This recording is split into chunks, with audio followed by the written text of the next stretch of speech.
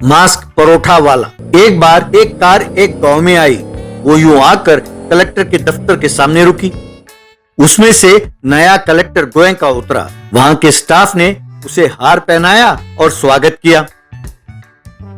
बाद में कलेक्टर अपने स्टाफ से, क्या आप लोग जानते हैं कि मेरा यहाँ ट्रांसफर क्यों हुआ है? क्योंकि यहाँ उस बीमारी से पीड़ितों की संख्या बढ़ रही है। उसे रोकने की जिम्मेदारी मुझे सौंपी गई है। तुरंत एमएलए को यहाँ पे आने के लिए कहिए। आप लोगों का सहयोग मुझे चाहिए। यूं एमएलए के साथ मिलकर पूरे गाँव का दौरा किया।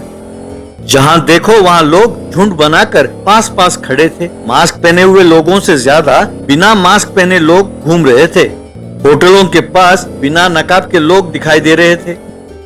बाद में दफ्तर पर कलेक्टर, ये कैसे लोग हैं? कोई भी जिम्मेदारी नहीं समझता, मास्क नहीं पहनते हैं, सोशल डिस्टेंसिंग का तो पालन ही नहीं करते हैं। लानत है।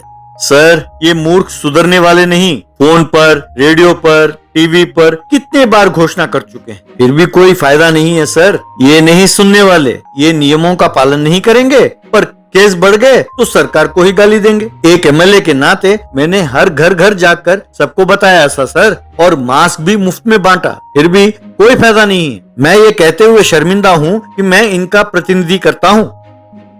आप यूं मायूस ना हो सर, ऐसे में ही हमें कुछ नया सोचना होगा। कल इस गांव के होटलों के मालिकों को और मीडिया वालों को बुलाइए, उनकी मदद से कुछ कोशिश करते हैं। यूं अगले दिन कुछ होटलों के मालिक और मीडिया वाले कलेक्टर के दफ्तर आ पहुंचे।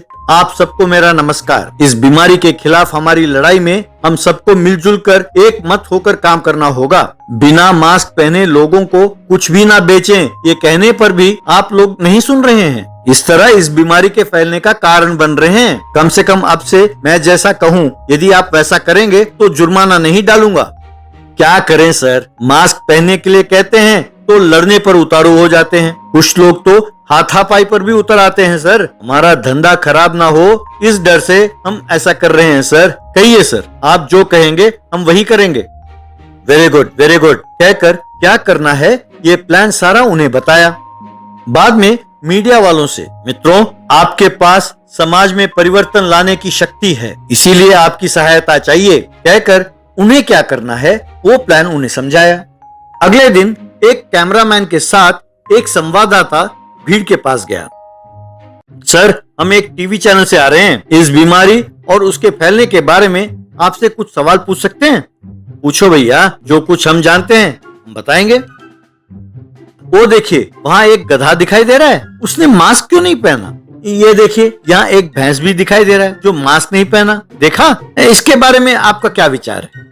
अरे कैसे संवाददाता हो भाई, वो जानवर हैं, उन्हें मास्क की जरूरत नहीं है। मास्क तो इंसानों को पहनना चाहिए। ये बीमारी सिर्फ इंसानों को ही होती है। क्या तुम इतना भी नहीं जानते? इतना सब कुछ जानकर भी आप मास्क क्यों नहीं पहन रहे हैं सर? मतलब आप गधे हैं या भैंस? ये सुनकर उन्होंने लज्जित होकर सिर झुका लिया। बाद में गांव के होटल पर एक व्यक्ति आया। वो होटल के मालिक से, भैया एक चिकन करी और 4 पराठा पार्सल करके देना। भैया, क्या तुम नहीं जानते कि मास्क पहनकर आना चाहिए? इतनी बार कहने पर भी तुम क्यों परवाह नहीं करते? तुम्हें कितनी बार कहा है भैया कि उसकी तुम चिंता ना करो। अगर ऊपर वाले ने लिखा होगा तो ही वो बीमारी आएगी, वरना नहीं, समझे? जल्दी पैक करो। यूं वो पार्सल लेकर घर लौट गया। घर पर सब प्लेट के सामने बैठकर पार्सल खोल रहे थे। उसमें मास्क के आकार में पराठा दिखाई दे रहे थे। ये देख सब चौंक गए। अरे डैडी, ये तो मजेदार है कहकर उसे मुंह पर लगाया। यूं सब मुंह को लगाकर देखने लगे। बाद में उसे खाने लगे। क्यों जी, आप यूं जिम्मेदारी भूलकर बिना मास्क क्यों बाहर घूमते रहे तो आपके साथ साथ हमें भी तो खतरा हो सकता है। ये बात अब कब जानोगे? आपको ये संदेश देने के लिए ही होटल के मालिक ने पराठे को इस शेप में बनाया है। कम से कम अब से तो आप अपनी आदत बदलो और जिम्मेदार बनो, समझे?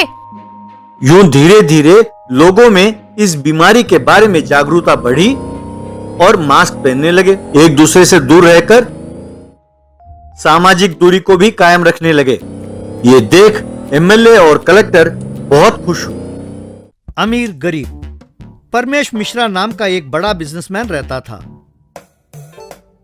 उसकी इकलौती बेटी थी Nilima Mishra.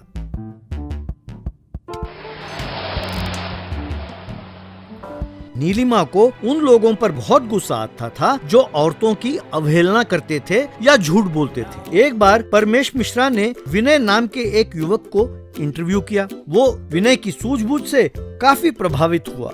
Very good Vinay, you are appointed as sales head कहकर हाथ मिलाया। इस तरह विनय उस कंपनी में नौकरी पर लग गया। विनय बहुत मेहनती था। एक दिन नीलिमा अपनी सहेली से, मेरे डैडी मुझे शादी करने के लिए बहुत दबाव डाल रहे हैं। मैं तुम लोगों की तरह लड़की देखने आए लोगों के सामने सर झुकाकर नहीं बैठ सकती। मैं जिससे शादी करूंगी उससे मुझे आके मिलना होगा, यानी स्वयंवर का आयोजन करूंगी मैं। अगले दिन अखबार में, क्या आप मशहूर उद्योगपति की बेटी से शादी करना चाहते हैं? क्या आपके पास कम से कम 1000 करोड़ की संपत्ति, पढ़ाई और स्मार्टनेस है? यदि हाँ तो तुरंत इंटरव्यू के लिए आइए, नीलिमा मिश्रा। यूं लिखा था। उस अखबार को देखकर एक दोस्त, यार विनय कहती है कि 1000 करोड़ की संपत्ति होनी चाहिए।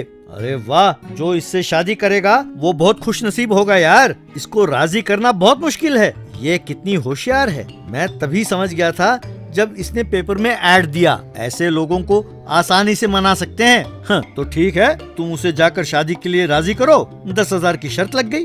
10,000? अरे यूं तो मैं शर्त नहीं लगाता, पर घर पर अर्जेंट पैसे भेजना है। चलो, मैं शर्त के लिए तैयार हूँ।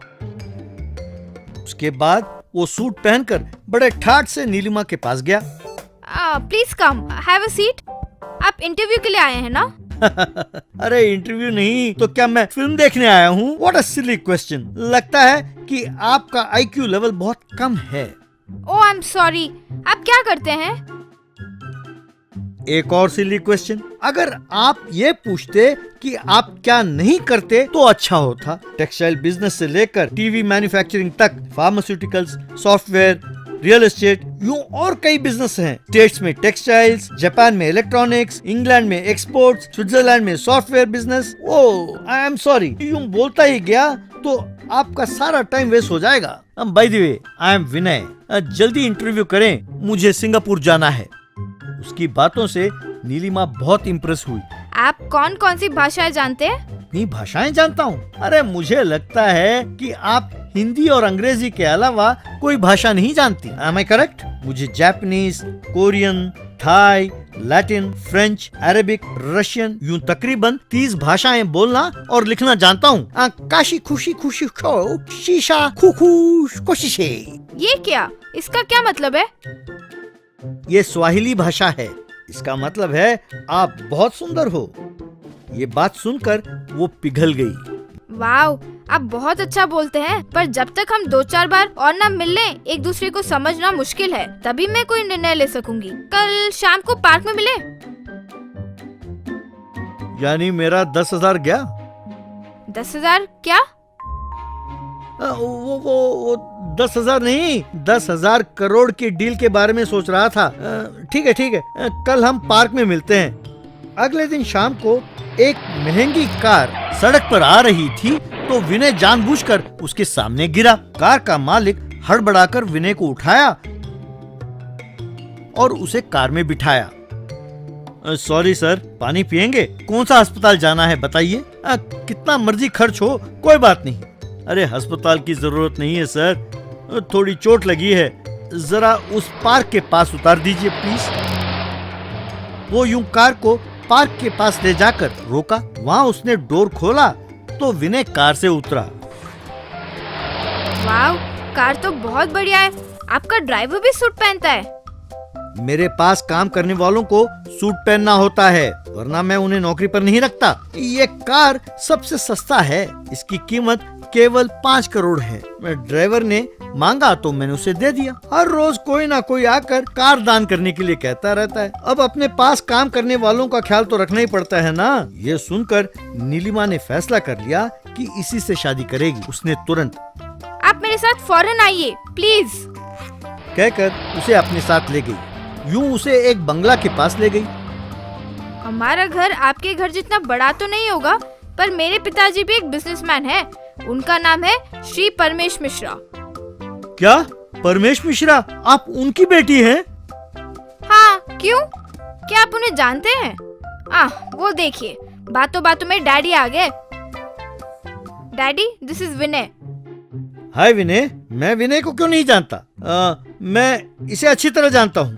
क्या आप विनय को जानते हैं? कैसे कैसे जानते हैं? क्यों विनय, आप अपने डैडी को जानते हैं? अरे एक बार लंदन में मेरा फ्लाइट मिस हो गया था, तो इसने अपने प्राइवेट फ्लाइट में मुझे लिफ्ट दिया था। और एक और बार बिना ब्याज के पूरे 1000 करोड़ रुपए इसने मुझे उधार दिया है। सर, मैं आपके हाथ जोड़ता हूँ सर। घर अर्जेंट 10,000 रुपए भेजने के चक्कर में मैं ये गलती कर बैठा सर। सॉरी नीलिमा, मैंने तुमसे झूठ बोला था, मुझे माफ कर देना। नीलिमा बेटे, विनय अपने कंपनी में ही काम करता है, बहुत अच्छा लड़का है, मेहनती है, जिंदगी में आगे बढ़ने के सारे लक्षण हैं उसके पास। उसके पास पैसे नहीं हैं, पर हमारी कंपनी को 10 गुना बढ़ाने के सारी सूझबूझ उसके पास हैं। तुम्हें एतराज ना हो तो उससे शादी कर लो बेटा। नीलिमा मान गई तो शादी बड़ी धूमधाम से हुई।